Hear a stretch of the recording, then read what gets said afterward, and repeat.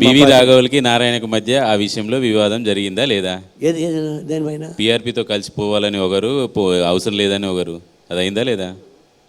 ఎన్నికల తర్వాత అరే ఆ నిర్ణయం తప్పు తీసుకున్నామని అనుకున్నారా లేదా? మేము అనుకోలేదు, సిపిఎం అనుకుందో నాకు తెలియదు. మేము మాత్రం తీసుకున్న ఒప్పందాన్ని సరే ఫెయిల్ అయినా సక్సెస్ అయినా మాది ఒప్పుకున్నాము. మేము ఎప్పుడు కానీ చిరంజీవితో పోయితే బాగుందని చెప్పేసి మేము అనలేదు, మేము సమీక్ష కూడా లేదు.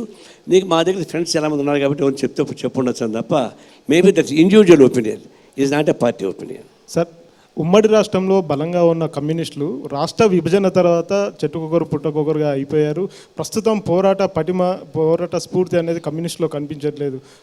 ఏపీలో పరిస్థితి ఏ విధంగా అవుతుంది? పెద్ద రాష్ట్రాల్లో ఉండేటువంటి డెమోక్రటిక్ ప్రిన్సిపల్స్ చిన్న రాష్ట్రాలు ఉండవు. ఆ ప్రమాదం కొన్ని వచ్చిన మాట వాస్తవమే, ఇక్కడ కానీ అక్కడ కానీ. ఇప్పుడు ఆంధ్రప్రదేశ్లో మేము రఫ్గా వెదర్లో ఉన్నాం, ఎదురుగాల్లో ఉన్నాం.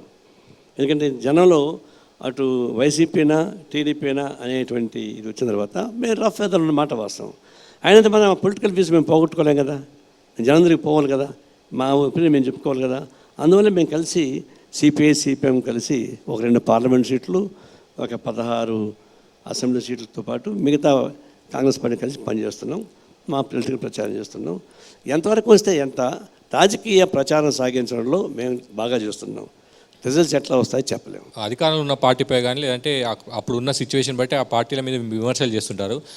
అదే పార్టీలకు సంబంధించిన నేతలు మీ పార్టీ కేంద్ర కార్యాలయానికి వచ్చి మద్దతు ఇవ్వమంటే చల్లబడిపోయి వెంటనే మద్దతు ఇస్తారు. ఎందుకు సార్ పార్టీ ఆ విధంగా ఎందుకు తీసుకుంటే వాళ్ళు వచ్చిన వెంటనే మేము ఇప్పుడు రీసెంట్గానే అంతకుముందు కూడా టీఆర్ఎస్ వాళ్ళు కూడా మీ ఆఫీస్ కేశవరావు కూడా వచ్చారు కదా, గతంలో వచ్చి మద్దతు అడిగారు. ఇప్పుడు వీళ్ళు వచ్చి అడిగారు. అంతకుముందేమో మీరు తీవ్ర స్థాయిలో విమర్శిస్తుంటారు, వాళ్ళు అట్లా వాళ్ళు ఇట్లా వీళ్ళను అది చేయాలంటారు. వాళ్ళు వచ్చి మీ ఆఫీస్కి వచ్చే వరకు వాళ్ళ ఆఫీస్కి వచ్చేంత మాత్రమే మేము పొంగిపోవడం కాదు. అదే ఉంది సార్, రిజల్ట్ చూస్తే పొంగిపోయినట్టుగా అనిపిస్తుంది. మద్దతు ఇస్తారు కదా, వెంటనే అన్ని వదులుకొని మద్దతు ఇస్తారు. తర్వాత మళ్ళీ మాకు అయ్యో అలా చేశారు వదిలేశారు మేము దాన్ని వలకరైజ్ చేయడానికి ఉపయోగించుకుంటున్నారు. కానీ మేము వాళ్ళు వచ్చి మా ఆఫీస్కి వచ్చి మేము పొంగిపోవడం కాదు. అటు బీజేపీ మా ఆఫీస్కి వచ్చి పొంగిపోతామా, టీఆర్ఎస్ మా ఆఫీస్కి పొంగిపోతామా? పొలిటికల్గా జాతీయ స్థాయిలో కలిసి ఉన్నాం కాబట్టి వాళ్ళు ఆఫీస్కి వచ్చారు, మాట్లాడుకున్నాం, సపోర్ట్ చేస్తామని చెప్పాను తప్ప ఏదో వాళ్ళు వచ్చి పట్టుకున్నంత మనం మేము ఉప్పొంగిపోతామని చెప్పేసి అంటే మేము కాంగ్రెస్ పార్టీని చూడలేదా? మాకు ఎదురు పుట్టి పెరిగిన వాళ్ళే కదా, మేము అటు ఉప్పొంగిపోవాల్సిన అవసరం ఉంది.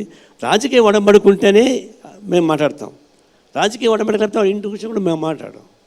ఇప్పుడు కాంగ్రెస్ పార్టీ మేము కలిసి ఉన్నాం కాబట్టి వాళ్ళ ఆఫీస్కి వచ్చి